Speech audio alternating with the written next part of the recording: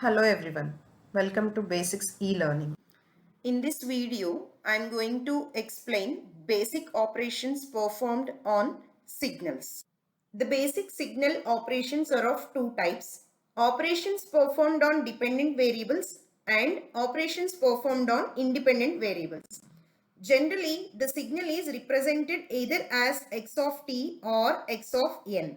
X of t represents continuous time signal, whereas x of n represents discrete time signal.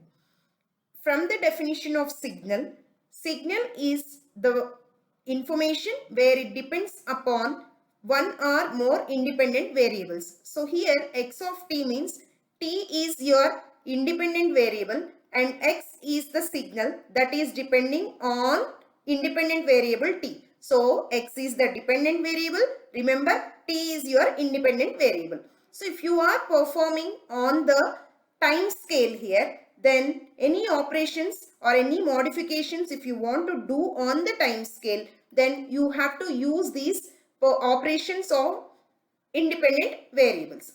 If you want to perform any operation wholly on the amplitude of the signal, then you have to go with the operations on independent variables. So here is the list here. Operations performed on independent variables are amplitude scaling, addition, multiplication, differentiation and integration. Whereas the operations performed on dependent variable, that means on the time scale here. See, let me write here. This is on the time scale. Operation performed on the time scale. This is on the signal itself. So the independent variable operations are time scaling, time shifting, time reversal. Now I am going to explain each and every operation with example. Let us start discussing about operations performed on dependent variables. As I am talking about dependent variable, that means we are performing operations on x wholly, that is amplitude. So the first one here is amplitude scaling. If the signal is x of t and you are multiplying the signal with some constant c, the resulting signal is y of t. This type of operation we call it as amplitude scaling. Here c is called a scaling factor. So the c can be any constant, any number. So let us consider a signal, base signal here. Let us say it as x of t. Some sinusoidal signal they are taking with amplitude peak to peak as 1 to minus 1 here, right? Now, suppose if the constant c is equal to 0.5, let us say the constant c is equal to 0.5. The x of t signal amplitude is from minus 1 to plus 1, right? So now, if it is 0.5, then the amplitude of x of t is multiplied with 0.5. That is, after performing the operation, then it will become minus 0.5 to 0.5. So let us consider the second picture. If the constant c is 0.5, that is the scaling factor is 0.5, the amplitude is reduced to 0.5 to minus 0.5. Just multiply the scaling factor with the peak to peak amplitude of your given signal. Suppose say, if the scaling factor is 1.5, that is you have to multiply the maximum amplitude and minimum amplitude with that scaling factor 1.5, then the signal becomes like this as in the figure C here. So the maximum amplitude is plus 1.5 and the minimum amplitude here is minus 1.5. So such type of operation we call it as amplitude scaling. This type of operation is practically used in amplifiers. And the second operation is addition here. Let us consider two signals x1 of t and x2 of t. Perform normal addition, then we'll get the resultant signal as y of t. Now we'll see how to add two signals with one example here. Let us consider x1 of t. This some signal it is given. x2 of t is some other signal. If you add these two signals, how we'll get the third signal? We'll see. So from the first x1 of t, I have it t is equal to minus 2. My amplitude of x1 is 0, right? 0. At minus 1, I have amplitude at t is equal to minus 1. Amplitude of x1 is 2. Similarly, at t is equal to 0, amplitude of x1 is 2. At t is equal to 1, amplitude of x1 is 3. At t is equal to 0, we have two signals here. It is showing, right? So 2 and 3, both it is showing. Let us write like that. Then at t is equal to 2, again I have amplitude 3. For x2, the second signal at the same time scales, let us write. At t is equal to minus 2, I have the amplitude as 2. At t is equal to minus 1, again 2, 0, I have again 2. At t is equal to 1, I have 1, and t is equal to 2, the amplitude is 0. Right. Now, see, just try to add the amplitudes to get y of t. That is x1 plus x2. At t is equal to minus 2, you have 0 amplitude here. Here you have 2. So 0 plus 2 is 2. So mark 2 here. At t is equal to minus 2, you have amplitude as 2. Similarly, at t is equal to minus 1, 2 and 2, you have 4. At t is equal to minus 1, the amplitude is 4 here. I am just adding both the amplitudes to form the new signal. Next, at t is equal to 0, you have 2 and 3 both here. But here at x2, you have only 2. So 2 plus 2 is 4, you have a cut here. Then 2 plus 3 is 5. Mark both the points. So here 4 and 5. Next one is you have 2 plus 3 is 4 and 3 plus 0 is 3. So mark at t is equal to 1, I have amplitude 4. At t is equal to 2, I have amplitude 3. Now join all the points, right? So join all the points here to form the signal. So this is how I can do the addition process of two signals. And the third operation here is multiplication. Let us see how to multiply two signals and what is the resultant signal. I'll explain with some example how to draw the resultant of a signal when two signals are multiplied. So consider the signal x1 of t here. So this x1 of t is extended from minus 3 to 3. Whereas x2 of t is extended from minus 5 to 5. Here we have to multiply each and every amplitude of x1 and x2 at each time interval. That is at minus 5, here at minus 5. That is the amplitude of x1 at minus 5 is 0. Amplitude of x2 at minus 5 is 0. So that those two amplitudes you have to multiply, that will be the amplitude of the resultant signal. So let us write the table so that you can understand in a better way. So at time x1 and x2, the resultant. I am going to mark the amplitudes. Here the signal that is extended from minus 5 to minus 3 here is 0 for x1 of t. So I am not writing, so I will just write minus 5 to minus 3. The signal here is 0. So 0 multiplied by anything is 0 only in answer. So I am not writing here. So next you mark it from minus 2. At minus 2, that is at t is equal to minus 2, the amplitude of x1 is 1. At t is equal to minus 2, the amplitude of x2 is also equal to 1. Then at t is equal to minus 1, the amplitude of x1 is 1 and the amplitude of x2 is also equal to 1. At time t is equal to 0, the amplitude of x1 is 2, whereas the amplitude of x2 is also equal to 2.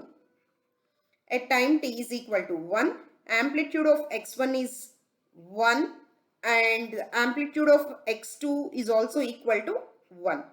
Similarly, at time t is equal to 2, I have amplitude here for x1 is 1 and x2 is also equal to 1.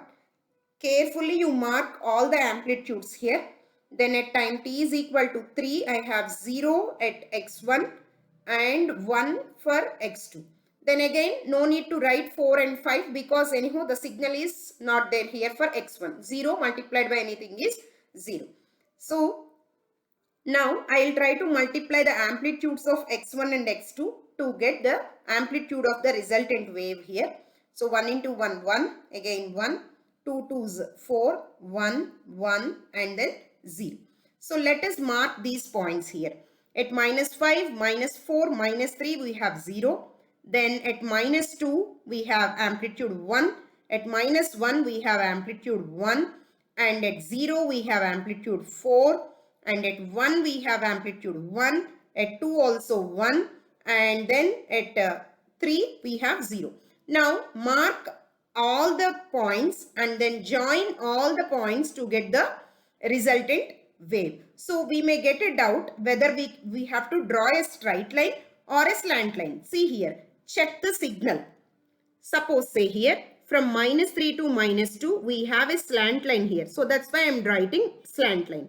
Then again if you have a straight line then you draw a straight line. So like this we can find out the amplitudes of the resultant signal when two signals are multiplied. Now where we are using this addition and multiplication of two signals. Suppose say if I want to add two signals with one as low frequency signal and one with high frequency signal, then we will be using frequency mixer. So such kind of frequency mixers use this type of signal addition. Similarly, as you know, in communication we are using modulator, right? So modulator is the one which combines two signals, that is the message signal and the carrier signal.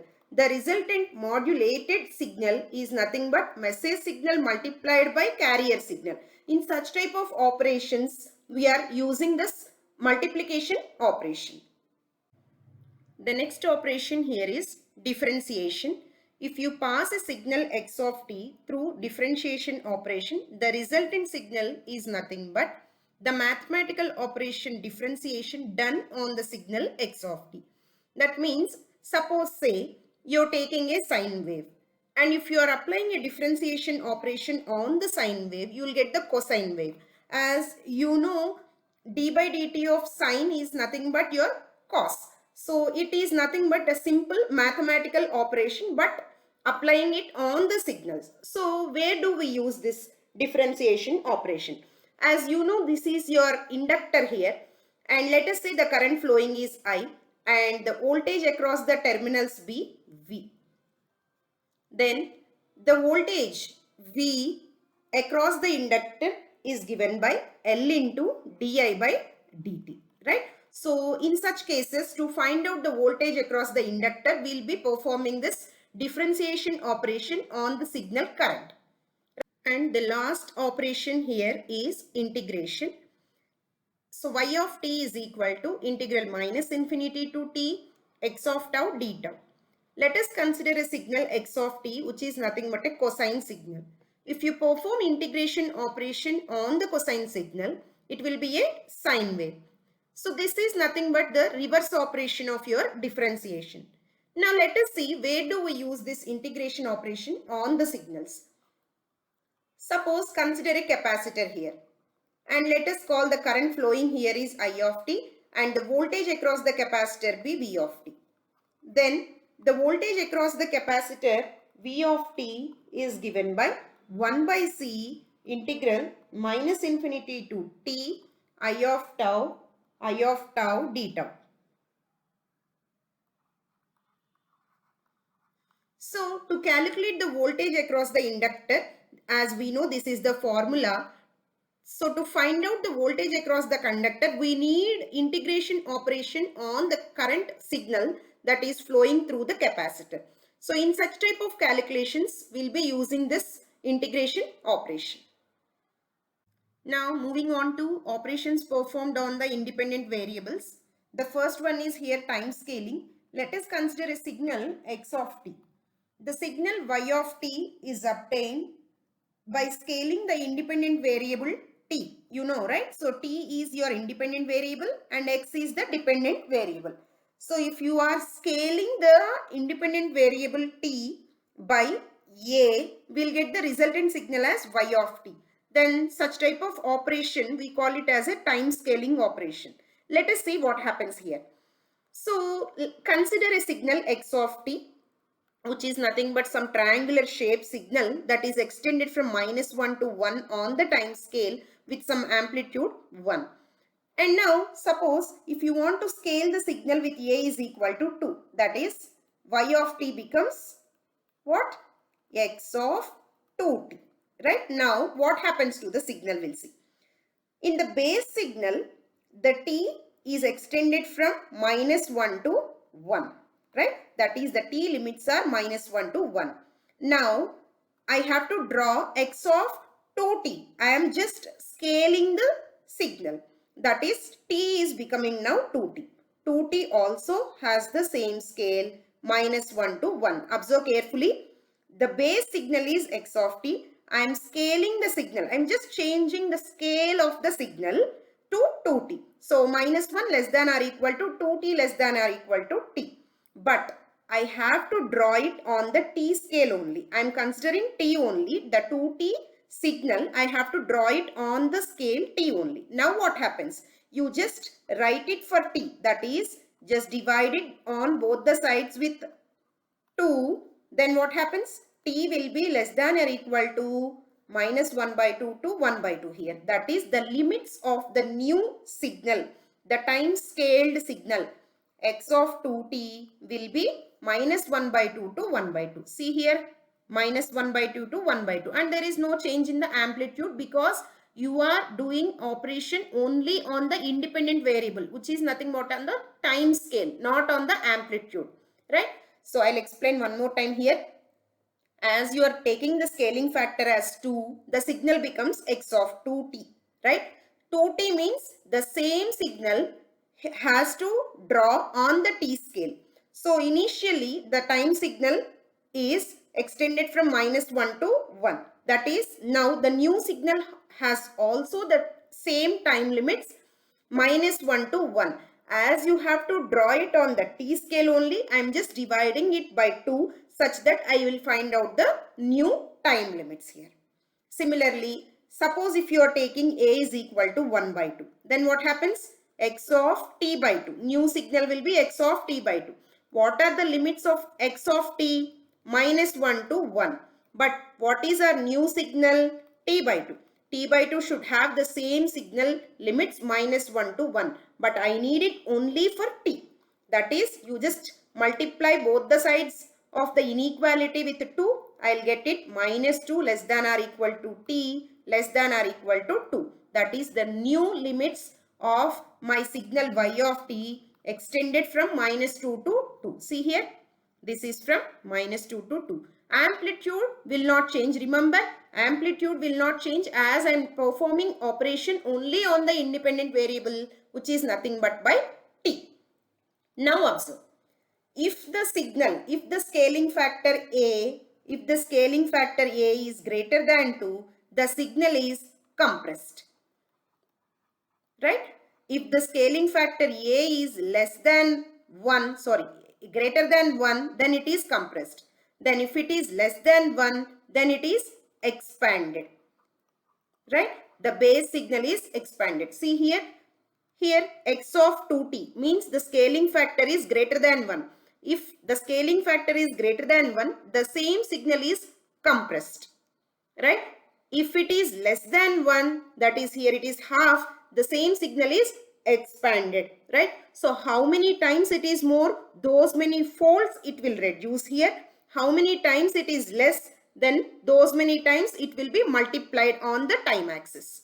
Right? This is called time scaling.